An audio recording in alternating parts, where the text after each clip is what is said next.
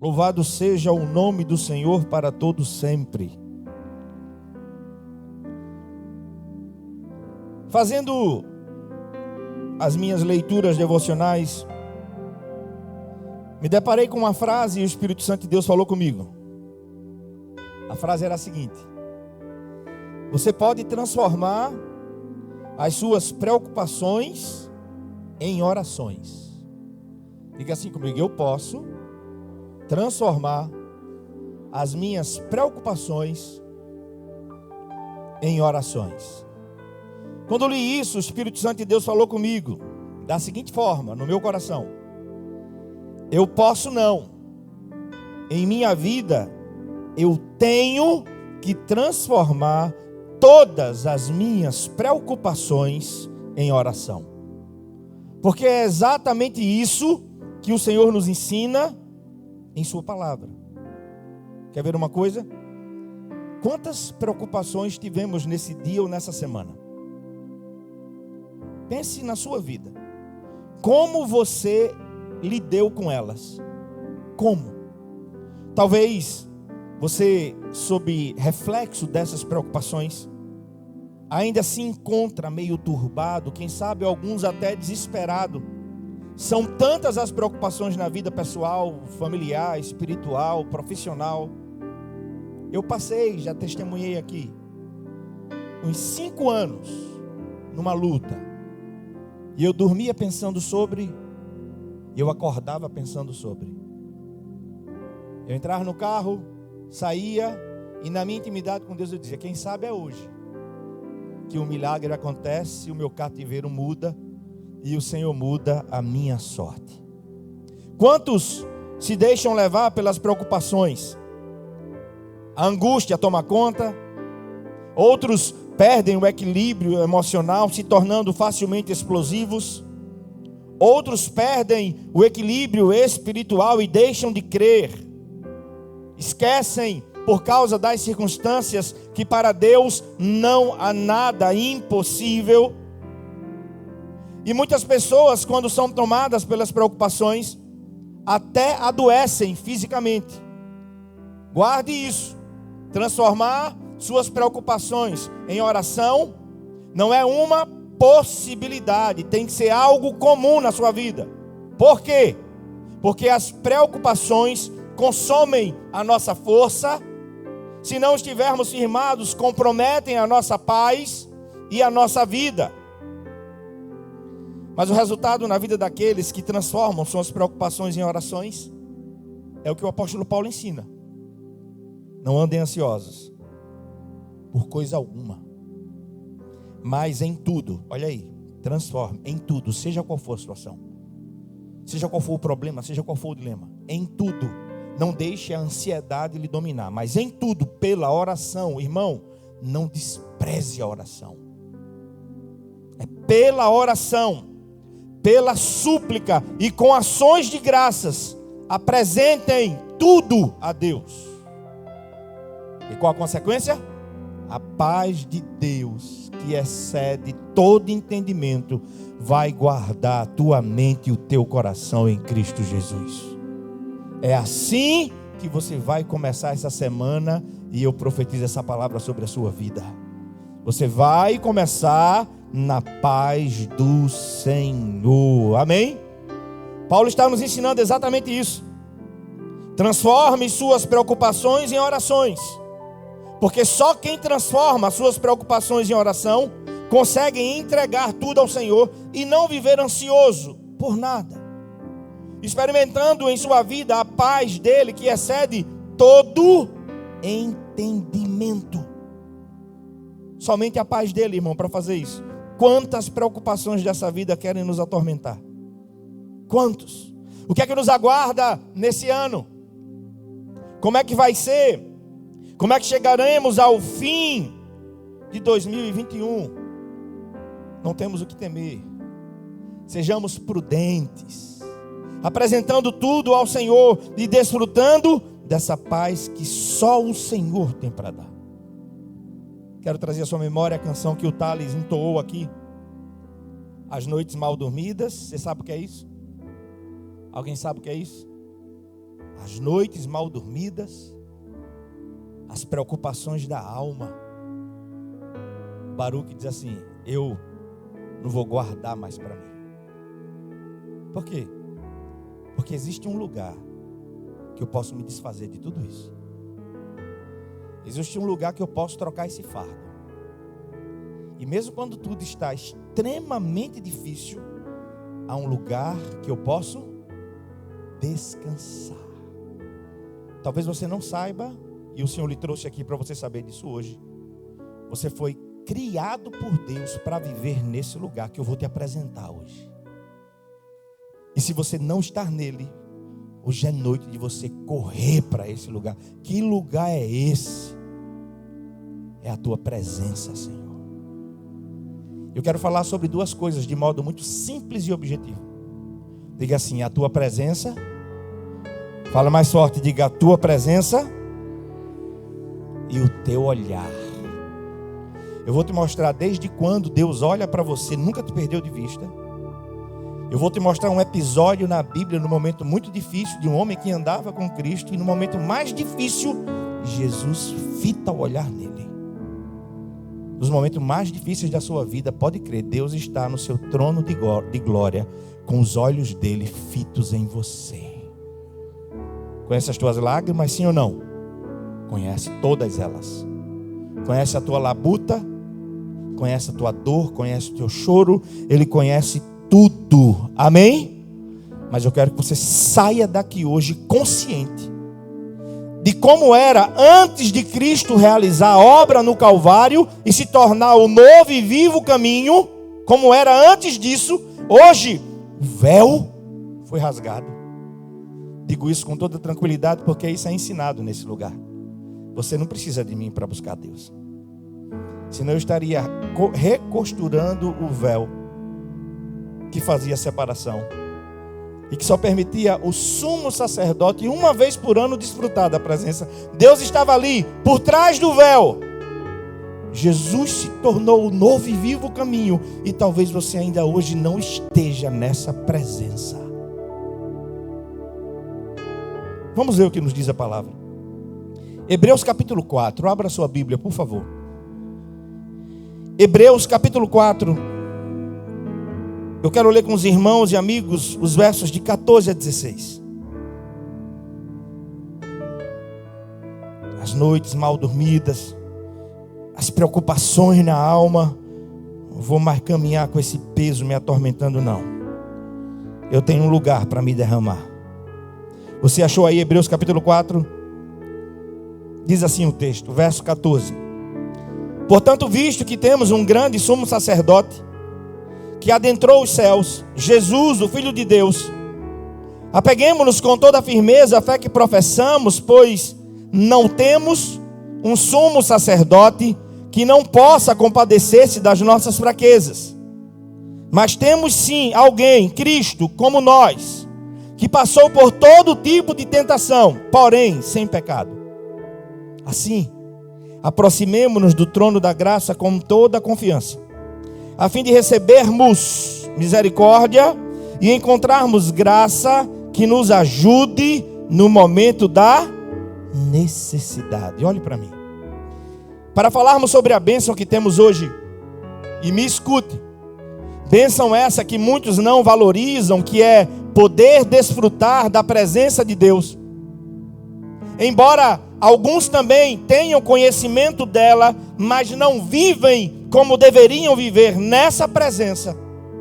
Eu só quero fazer uma coisa: lhe expor a palavra de Deus, porque eu sei que é o Espírito de Deus que vai ministrar a sua mente e ao seu coração, e eu declaro que a sua mente e o seu coração estão devidamente abertos, e o seu coração é uma boa terra onde a semente vai ser semeada. O texto de Hebreus capítulo 4 que lemos nos diz que Jesus é o nosso grande sumo sacerdote. E o texto diz uma coisa interessante: ele adentrou o céu. Eu quero que você guarde essa informação. Diga assim comigo: Jesus, fale mais forte, diga: Jesus adentrou o céu. Considere comigo que a relação das pessoas com Deus antes de Cristo adentrar os céus era mediada por sacerdotes e sumos sacerdotes. Jesus nos é apresentado no texto como perfeito sumo sacerdote, para cumprir perfeitamente e definitivamente a sua função como sumo sacerdote. O que faziam eles? Estavam plenamente em contato com os homens e com Deus.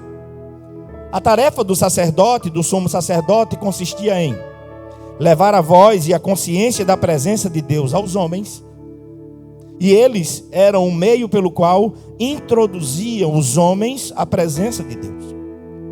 Jesus é o sumo sacerdote perfeito, é o que nos ensina a palavra. Porque foi e é perfeitamente homem e perfeitamente Deus. Mas naquela época, e quero lhe reportar esse tempo, pessoas comuns como eu e você não tinham permissão para adentrar nos recintos sagrados do tabernáculo e posteriormente do templo.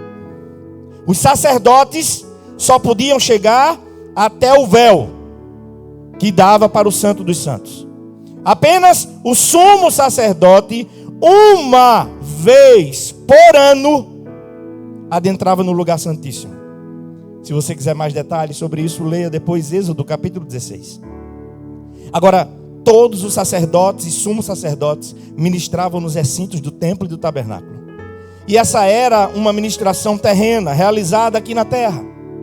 Mas Jesus, o nosso grande sumo sacerdote, ele entrou aonde? Diga comigo, ele adentrou. Ele adentrou aonde, irmãos? Nos céus. É o que informa o texto bíblico. Ele está lá.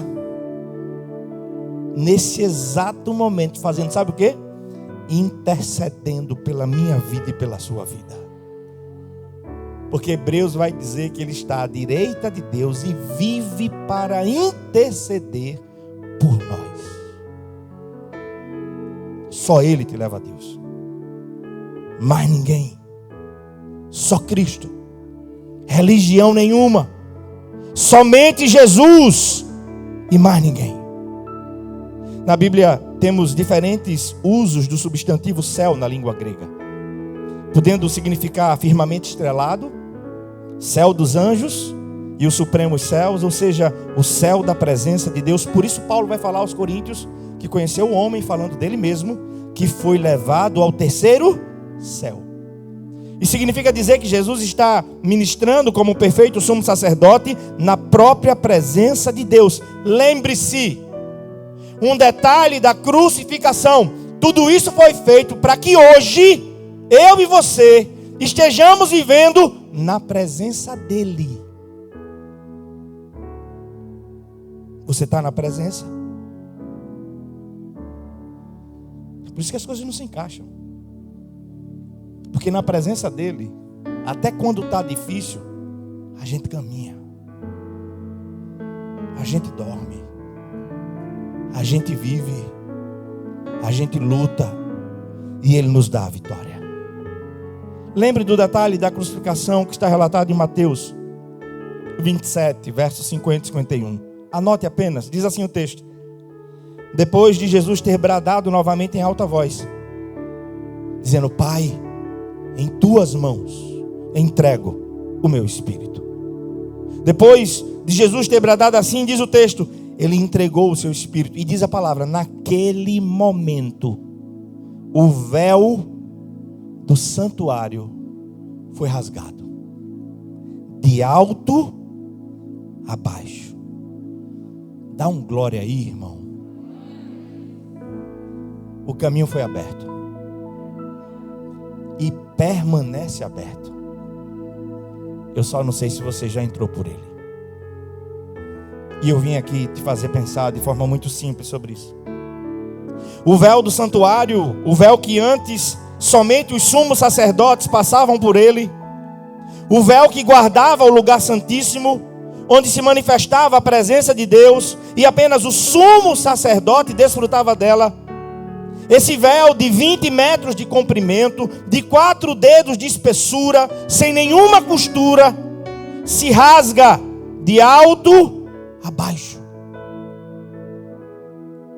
Deus dizendo, o caminho está aberto, meu filho é o caminho. Tomé estava meio tonto, Para onde tu vais?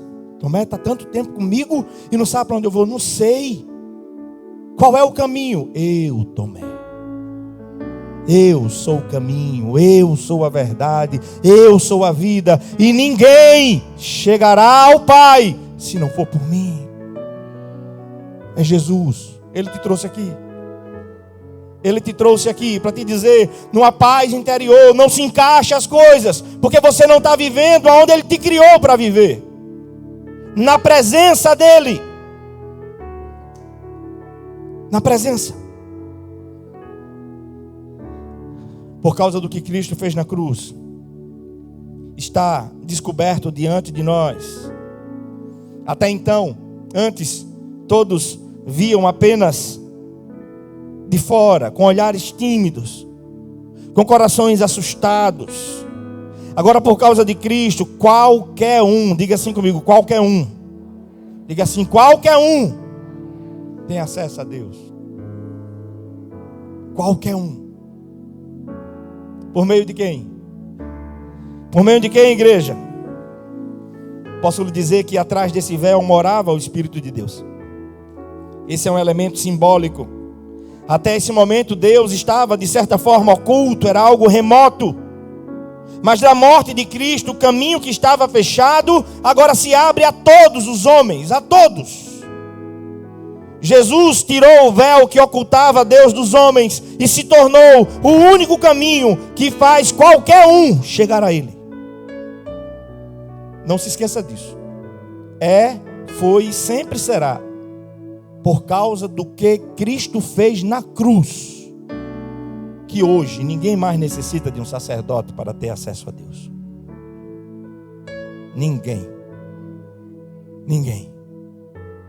Seria mais cômodo para mim querer dizer que você precisa de mim. É mentira. Não está na Bíblia. Você precisa de mim, de repente, para te ensinar a palavra, mas para ter acesso a Deus. Eu não sou mediador, mediador é Cristo. Somente Ele. Eu estou aqui, estaremos aqui como arauto para ensinar o caminho, uma ovelha guia. Mas quem te liga ao Pai é o Filho.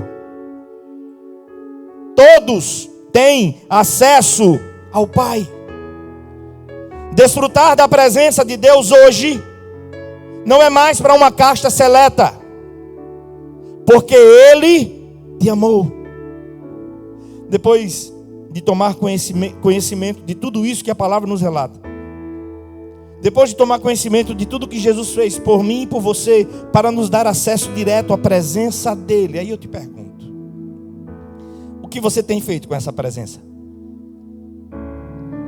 Você tem vivido na presença de Deus? Não responde para não mentir. É você e Deus. Eu não sou teu juiz, não conheço a realidade do teu coração. Você e Deus o sabe. Eu estou aqui para te propor uma reflexão. E eu creio que a ação do Espírito de Deus, porque é Ele quem nos convence. Sim ou não? Sim ou não? Diante dele não adianta, Ele conhece a sua realidade. Se vivemos uma religiosidade apenas, se a vida autêntica, Ele sabe se a minha mente aguça no que diz respeito à presença dEle apenas quando eu estou cultuando.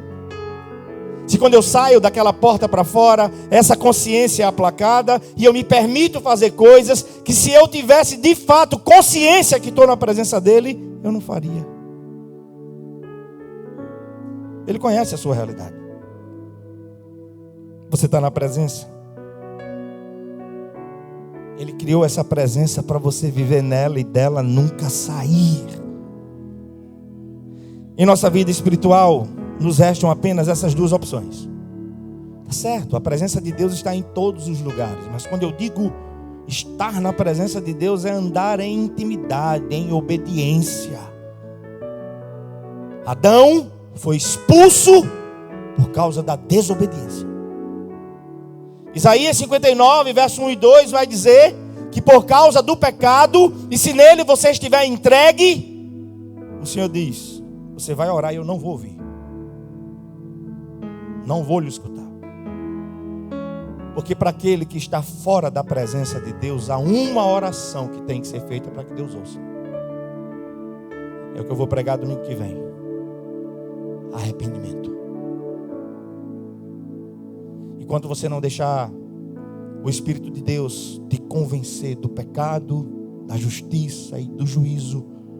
Estar contrito diante de Deus com um coração sincero. Não tem outro jeito. Entenda que Jesus, além de estar nos céus, está entronizado em um trono de glória. E conforme lemos Hebreus 4,16, o trono do Senhor nos céus é um trono de graça. Se você observar bem aí o texto, ele vai dizer sobre isso. É um trono que não se oculta mais de ninguém. É um trono que não está mais escondido em uma tenda.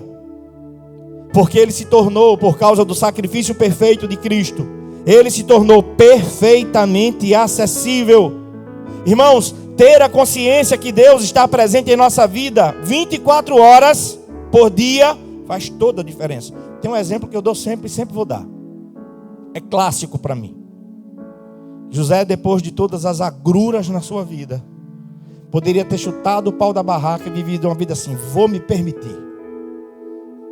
Eu acho que eu meti pedra na cruz, Deus se voltou contra mim, porque é problema atrás de problema. José poderia ter pensado isso, mas ele não deixou seu coração azedar.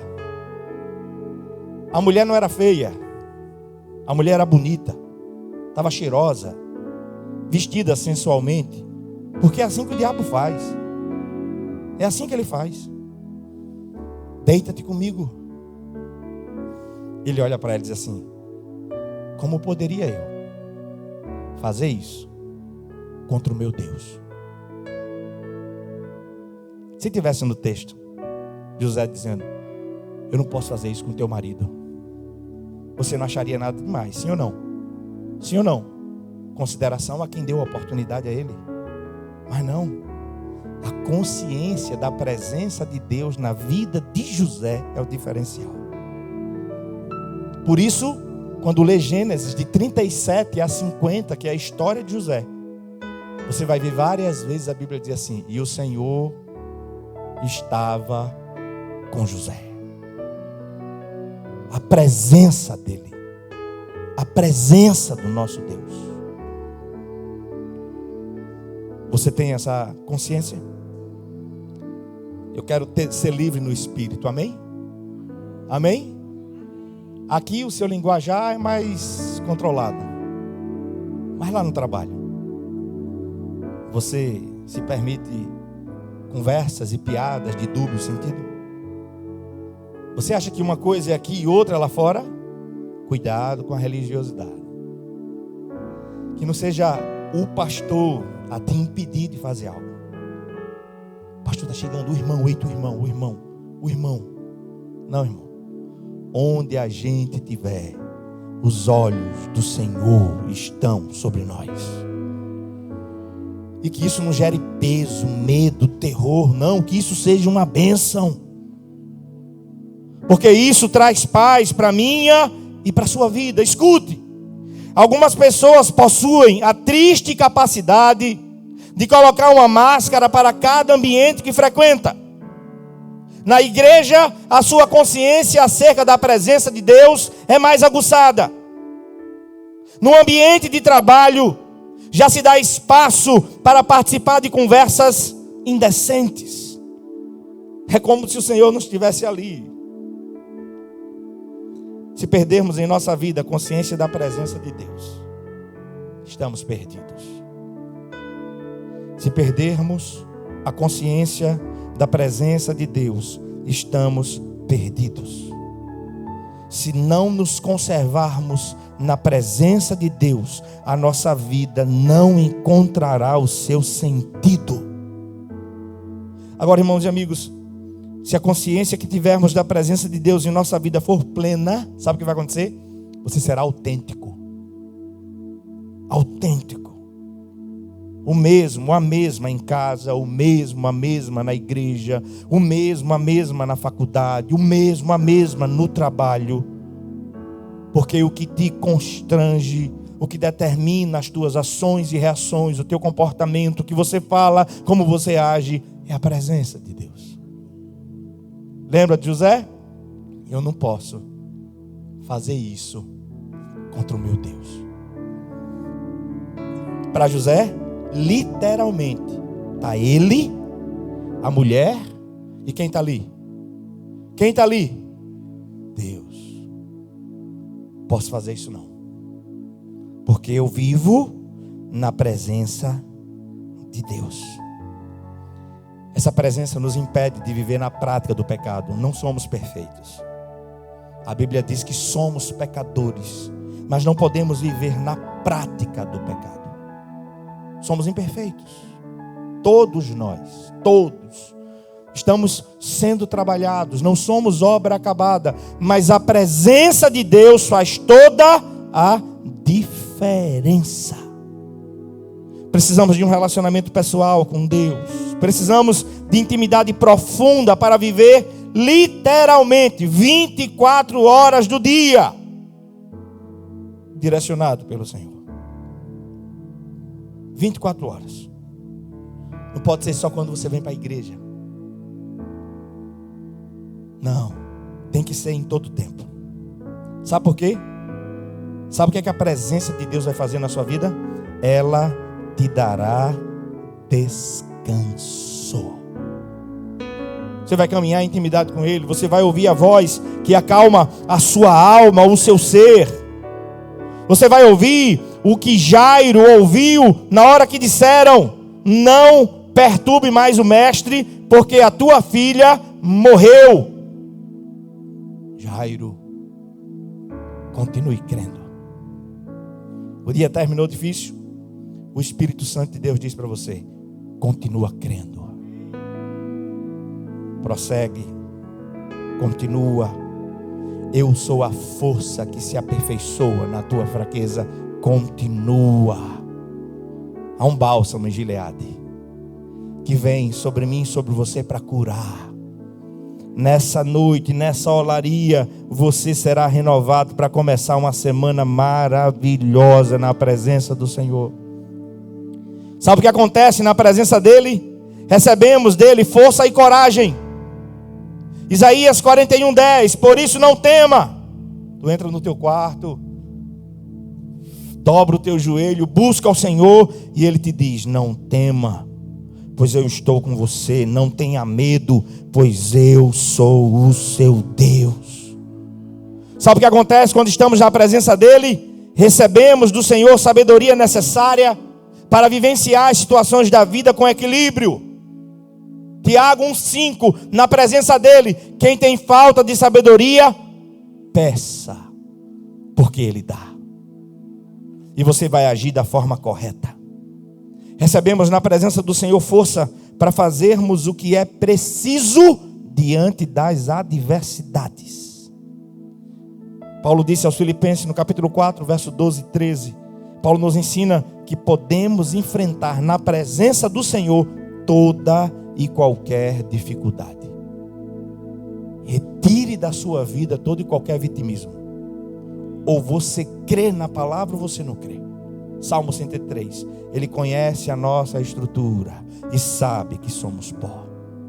Ele sabe o que você aguenta e até onde você aguenta. Você está comigo? Diga amém. Foi o que Paulo disse, Filipenses 4, 12 e 13. Eu sei o que é passar necessidade e eu sei o que é ter fartura.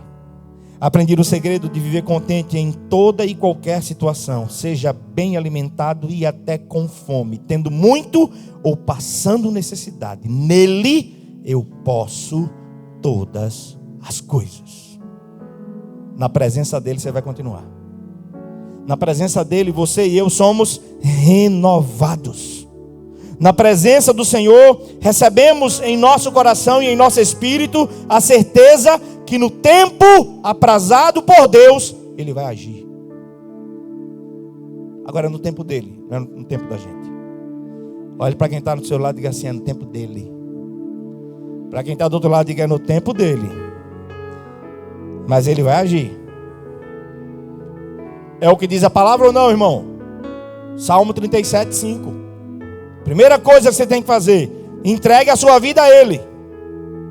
Confie nele. E Ele agirá. Viva em sua presença. Lembra de Moisés?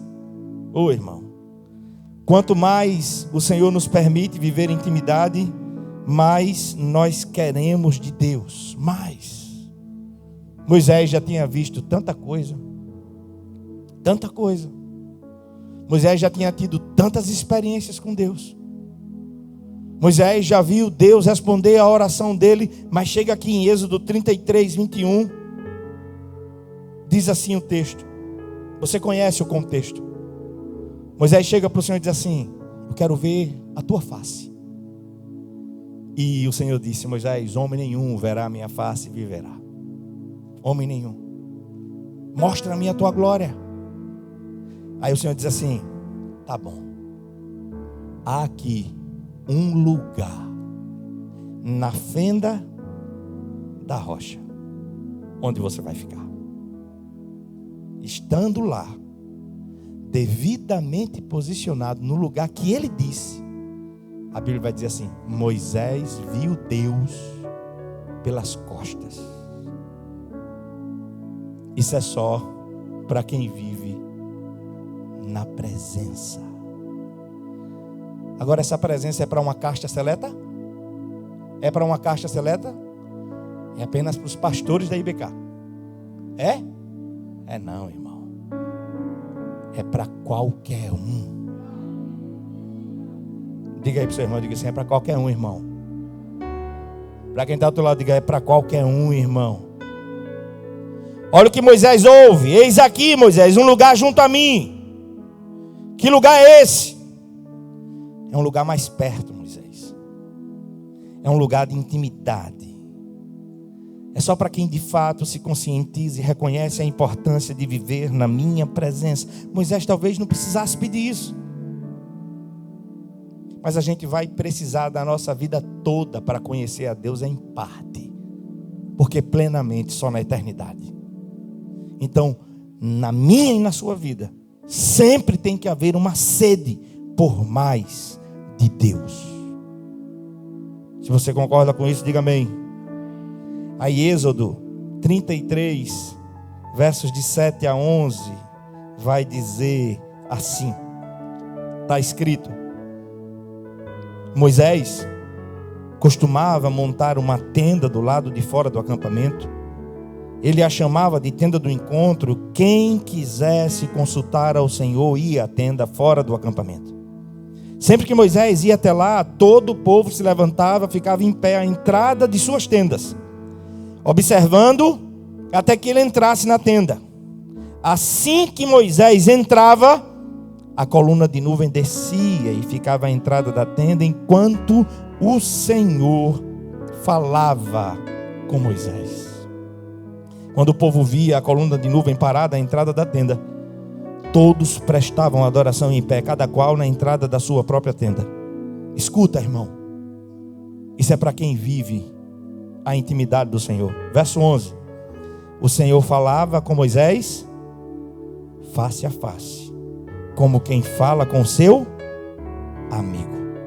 Depois Moisés voltava ao acampamento, mas Josué, filho de Num, que lhe servia como auxiliar, não se afastava da tenda. Irmão, se você tem a prática de viver atrás da irmã Doquinha, canelinha de fogo, escute seu pastor, crie vergonha,